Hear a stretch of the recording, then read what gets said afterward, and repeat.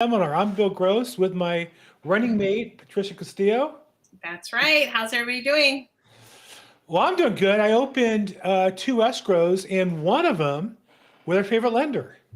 Oh, really? With Gustavo? How about that? Yeah, I have a listing, and the property had a tenant in there, and the seller wanted to give the tenant right to buy it, and tenant only spoke Spanish. And as good as my Spanish is, I said, you know what? I got a better solution. Yeah, I'll have him talk to, and he said he had a great lender, and I said, he can't be that good. I know a great lender. Let me put right. together, and he loved Gustavo, Good. and we got our escrow signed back today, signed by the seller. We were opening escrow.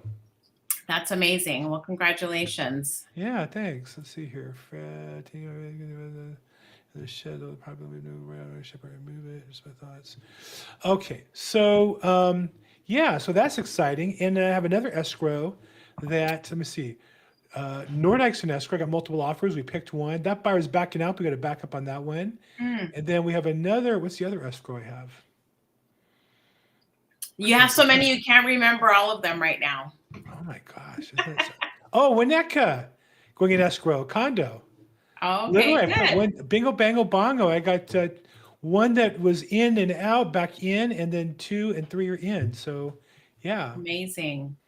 one I It's double a ended. busy time. I mean, if you're a real estate agent and you're picking up the phone and you're making calls and connecting with people, this isn't really a contact sport. So, um, as long as you're staying dedicated to that process, you're going to get business.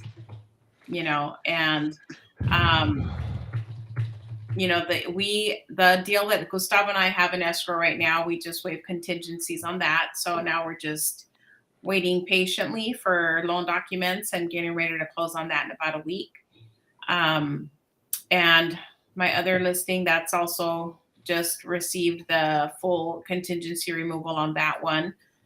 So it's a busy time right now, and their interest rates have been staying. Today we're looking at 6.57 for a 30-year fixed, and I just wanted to mention really quick, if you're getting a loan, let's say like a FHA loan, that's generally going to bring you a lower interest rate rather than what the current rate is right now, and that is because it's a government backed loan, so they do offer the lower percentage, because mostly first time buyers are leaning towards putting down the lowest amount possible, which is 3.5% of the final purchase price. So taking that into consideration, even though the rates are at about 6.5 right now, if you're getting an FHA loan, you can still, clock in your rate somewhere in the fives. So it's a great opportunity to, if you can afford the payment. And, in some cases, it's maybe for other reasons, it may not be a good time for you to buy right now. And that's okay too. But as long as you do have the desire to be a homeowner one day, and you are taking the proper steps to basically, get to that point, we're here to help you. Well, and I think it is, preparation and paperwork and cooperation, and I think that's what works in all these cases. I know as a listing agent, I got multiple offers on two listings recently, and some of the lenders had their act together, and I can call them and talk to them, and it was great, and others not so good. So Mm-hmm. it just depends on where you are. Let's see, Facebook is kind of lighting up with some comments. Shout out, hi Bill and Patricia. Hey, how you guys doing? And Bill Gross on fire. Bell's on You know, fire. yeah, my listings are on fire. The truth is, though, now I have no listings. So I got to get some more. I got another one I'm trying to get in escrow, the last one. But it's not me; it's the market. I think that's the key: is to stay out of the way and do your job every day and work hard. And we held them open, and it was really hard to. It's been a lot of work to get these Mm-hmm. properties sold. I have to tell you, maybe more than it was previously. But the market's there. Their buyers want to buy properties, so you got to do your job and show the property and get the information out to buyers and the agents. Yeah. Dan F, nice to see you as well. And then yeah, I sold everything. I think so. Everything's been sold. I feel like ever walk into a store like the day after the Black Friday sales, Like, and like all yeah, this. after Black Friday and everything's gone. I was like, a week ago, I was all proud of all these listings. That feels great. I've got listings. All of a sudden, what? It's all gone, and I got all kinds of paperwork I got to do, and I can get some new listings too. So Yeah. that's the business of a real estate agent. Well, it's also staying in touch with your clients to make sure that you're helping them along that process. Some may be ready to buy a property in the near future, whether that's looking somewhere in the next 12 months. We don't know what the market's going to look like in the next 12 months, but I do have a crystal ball. It's right there. See it? the one that doesn't work. Well, it works. You shine a light in it, and the light goes through it, but it doesn't really predict the future. That's the problem. Yes, absolutely. Yeah. So I don't know. I emailed. Future, there's Gustavo. Yes, I was going to say I How just you emailed doing? him my link. Good. How are you? I was just bragging that maybe the reason you're late is because it might be my fault that I kept you busy or something. I'm hoping that's the case. I know, right? Yeah, and then there would be a good problem. That's awesome. Yeah, do you get another listing, get you in trouble again? And let's see. That's Jill there watching us on the Probate Experts Facebook. Hey, Jill, thank you for playing along with us. Yes, I'm on fire, and I sold almost everything. I still got a new listing to go in the city of Bell, but that's a big development project. So we'll stay tuned with that. So Gustavo, you're busier than usual, or this is kind of how you are all the time, or what's going on with your business-wise? So I think I think a couple things. One, like inflation report came out today, right? So we're at 4.9%. So the trend continues slowly. It's like coming down the stairs, right? One step at a time. So that's good. People are getting a little bit more used to the rate as well. I think we've been now in this market where maybe people are just understanding a little bit more about the different market. Now you have a higher rate than it was 2 years ago. And what does that mean, right? They're getting used to, well, I'm getting seller paid concessions, or the price is going to be a little bit better. So I think that's kind of helped in the mentality of buyers, and they're stepping back into the market. So I think this is a good spot for people that are wanting to take advantage of someone helping them with their seller concessions. Because when the rate keeps going down here in the next 2 months, we're going to have more people jumping in, and that's going to go away for sure. I'm already getting on some things in San Diego. We keep on getting outbid. So it's happening. The listing agent came back to us and said, I got 13 offers. So it's still happening, but it's keeping us busy still. Yeah, and I wanted to comment on that because you and I had this conversation on the weekend. We were talking about seller concessions. Some areas are still offering, the market is still proving that there are seller concessions available. There are other markets that are in much higher demand, and also the price point. So we have to look at what price point is most popular. And in that price point, you're going to have much larger competition. So you're going to be competing against a lot more buyers. And in this case, I was shocked. Well, not really shocked, but I was surprised that in San Diego, so without saying your client's name, but the offer, you said they offered, what was it, 30 or 40,000 over the list price, and they were still outbid?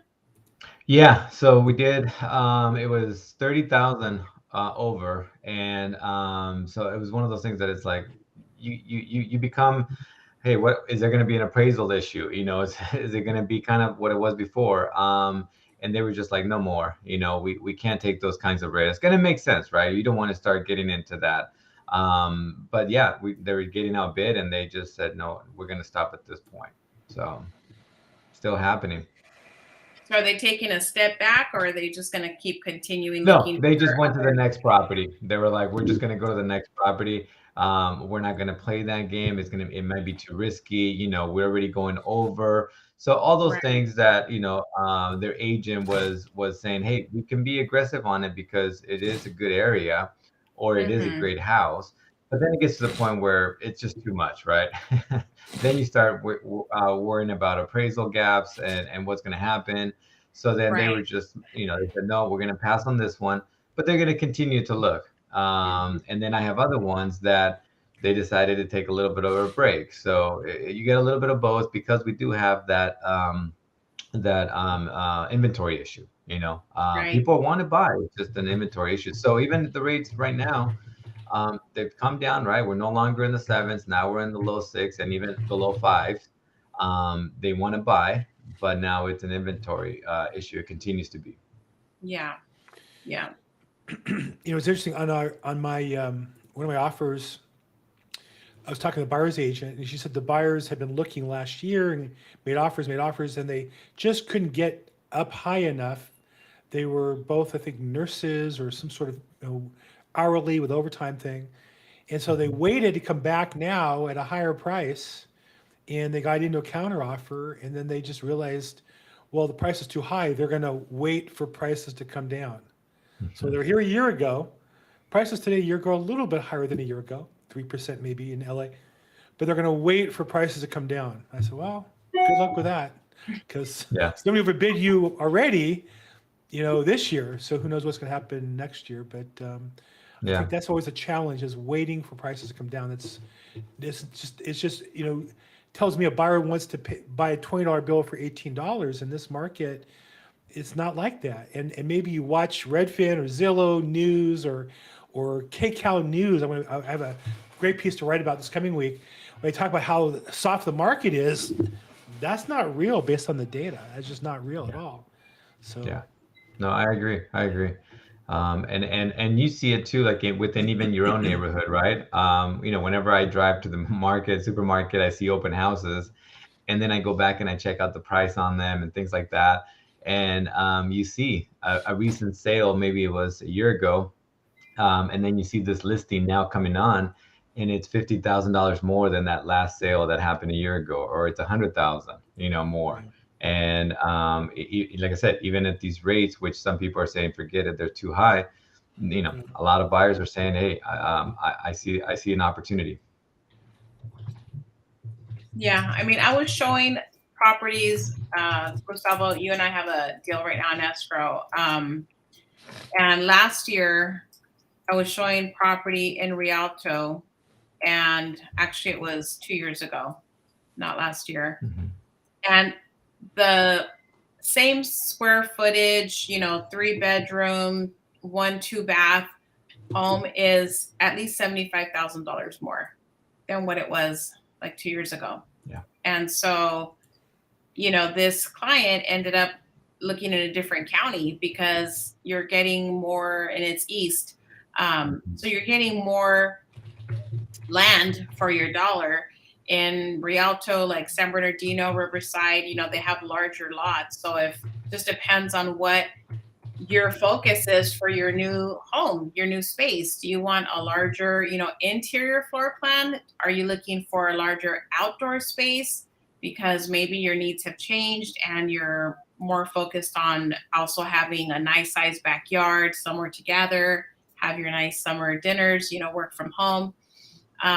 Maybe you have pets now. I mean, there's different reasons why you might need a larger backyard, and maybe you're sorry. maybe you're thinking maybe you're thinking of building an ADU. So those are things that people might want a larger backyard for. And so now we're seeing Maybe you have a grandson that you wouldn't have toys in the backyard to play in your backyard. How's that for a reason? Yes. I'll go for that. The dog one, my wife has a dog. We're not buying a bigger house to give our dog a bigger yard. If the dog can't make it what we have, tough luck, buddy. But if my grandson needs more room to play in the back for a swing set or for a slide now, okay, now we're talking. Absolutely. Grandpa's going to work on a bigger house for his grandson. That makes sense. It sure does. So everybody has their why. And for the record, mine's not the dog. Well, I have 3 extra large dogs. So no way. I do. I have a Mastiff, a Dutch Shepherd, which is in the German Shepherd family, and Lab and Husky mix. Oh my gosh. Mm-hmm. Oh yeah. My gosh. So, thankfully we have a large yard, and I don't need to go and get into a home that has a larger yard. But, in Rialto right now, what I was talking about just a second ago is the median home price is about $528. And when we were looking at about 2 years ago, it was in the mid to, higher sevens. So, I mean, excuse me, mid fours to about 475. Yeah. And so now we're in escrow for a property in Riverside, and that is at 535. So, but we're getting, much more land, a larger backyard. And so Hold it's it. a We great meaning help. you are moving, or we as in you and your client? Clients. Okay. You're not moving out of Downey, are you? No, I'm here to stay. Because Downey's the Beverly Hills of the 562. Yes, exactly. And even my home, I bought this, 8 years ago at 400, and now it's nearly doubled in value. Well, look at the backyard. Got a tennis court back there and a pool. What's going on back there? No tennis court, but yes. A dog compound. Yes, exactly. Okay. My pets. Well, and just real quick, just as it's been fun chatting, and it's always fun to catch up with you guys. I have to tell you, it's been really busy this week. I got some personal stuff going on as well as business being very busy. But that said, the market's been great. I just wanted to share real quick how boring interest rates have become. If you look at the interest rates, we've been between 6 and 7 all year. We're at 6.5%. There was all kinds of drama when it dropped down to 6, then rose up to 7, and went back down to 6 and up to 6.75. But really, for the last few weeks, the interest rates have been kind of boring, huh, Gustavo? Yeah, sometimes we just want consistency, right? Because what we hate is having, hey, I pre-approved the borrower, and then I got to call them again in 4 days and say, hey, you know what? The rate just went up. I can't get you that rate anymore. So now you just lost $20,000-$30,000 of buying power. Right. And then the following week is like, hey, wait, the rate came back again. So now you got that back. So, Right. we had that going on, right? Whatever report came out, whether it was jobs, CPI, it was just like the stock market, overseas, it was just messing around with the bond market. And now we got a little bit more of a stable environment. And like I said, I think people are getting used to seeing that, it's set in. And now I think now we're just going to see the gradual, coming down. Yes, there's going to be a week or so that things maybe rebound a little bit on the up high, but ultimately it is going to be trending towards a better rate month over month. Yeah, and I think that I think it's Jill who's commenting in on a conversation you guys had, which is that those of us who've been in the business a while, rates have not been the threes most of our careers. It'd be nice, and I'm not saying they shouldn't be there today. I'm not saying it would be nice if they're there today, but in my 36-year career, it was almost always above 6%. And very rarely below. And when it was below, it was pretty wild. And we got complacent. We didn't take, not everybody took advantage of it like they should have. So here we are today, 6.5%, 6% maybe on an FHA loan. And these are rates seem to be good enough for plenty of buyers. At least the buyers, Gustavo, that you met with of mine, they're pretty happy with the payment they have in the house. Yeah. I mean, everybody has, every lender has a different rate. Everybody has different margins. And that's where on the wholesale side, focus on making sure that the buyers right now have that to work with a wholesaler, right? That can, hey, you know what? You're seeing 6.5s out there. We can get you that 6. You're seeing 6.25. We can get you below 6. So trying to do what I can on this side in order to make it easier for them to buy and be able to then, hopefully refinance here in a year or two as the rate continues to come down. So we're definitely, like you said, we're starting to get busy, stay busy. Even refinances are picking up, and that's because there's a number out there that credit card debt is going up. So it's been a gradual increase over the year now, where it's just going up and up and up and up. So then, yes, people don't want to let go of that 3% rate on the house. So they just keep adding it to the credit card. Well, as the Fed has been raising the Fed fund rate, credit cards interest rates are going up, car loan rates are going up, HELOCs, all those are going up. So now people are like, well, I'm paying 18-20% on this. If I consolidate everything, yes, I lose that 3%, but I'm still going to be making out in that I don't have to pay that 18-20% on the credit card on the $20,000 that, I'm not going to be able to pay down. So ultimately they go ahead and And it's even refinance higher and do than the cash out. 18% in some cases. Yeah, You know, I Yeah. mean, I've seen up to 26% on a credit card. right. Well, I just want to show you guys also, just because I'm a fan of hers, Patricia Castillo. Check out her YouTube channel. Look at that Oh my artwork on the gosh. YouTube channel. Click the bell, she says. Look at this, man. Click She's the like, oh, bell. look at this. I'm all high tech. Look at this thing. LA background. You got the AXP logo, Los Angeles, new weekly videos, and then you go into content. And she's recording all kinds of stuff about different markets. Look at this thing. And then you go to live, and there's our Hope Hour seminar every week. Yeah. There you go. Good for you. Okay. Yes, I'm having fun with just creating some of these thumbnails. I mean, I didn't know what the hell a thumbnail was before, but once you start getting into, you know, doing these live talks and getting onto YouTube, you have to create something that you're not really familiar with. So now I'm having fun with it and Nice. getting addicted to AI and Chat GPT. So it's so Nice. much fun. You can do so much with it. What tools are you using to create your thumbnails? Canva. And they're using AI to edit them, or how are you using the AI to? Is it built into Canva that you're using it, or? No, we're gonna have to have a talk after the homebuyer workshop about AI and tools. Yes. All right, okay. Well, look, the other advantage is when you look as pretty as Patricia, then it's easy to work with. I have to have a real video editor do my thumbnails because I have a face for radio, and somehow I got to make it work on video. So. Okay, let's wrap it up. Last thoughts for the week. Gustavo, what do you got? Last thought, you know, as a home buyer seminar that we are, you know, definitely continue to talk to your originator. You know, get those finances in order. I keep on seeing that a lot. I'm providing a lot of feedback about their credit reports. So I'm seeing people that, hey, you can't buy right now, but you can do it 6 months or 9 months from now. So I'm actually giving a lot more advice on their credit profile and what they can do in order to save money. We recently did that for someone that we were to save $5,000 right off the bat because there's a lot of these loan level price adjustments that are happening.